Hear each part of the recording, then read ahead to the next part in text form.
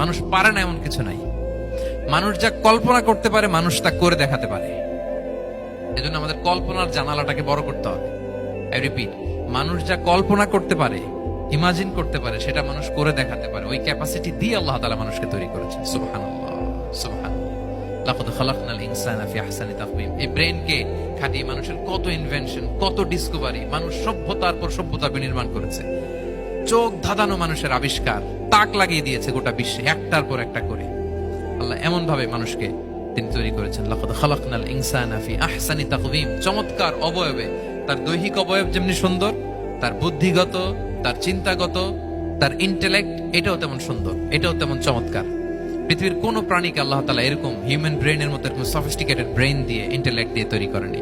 এজন্য সব প্রাণী থেকে মানুষ আলাদা। সব প্রাণী থেকে মানুষের চিন্তা, বিবেক, বুদ্ধি এগুলো আলাদা।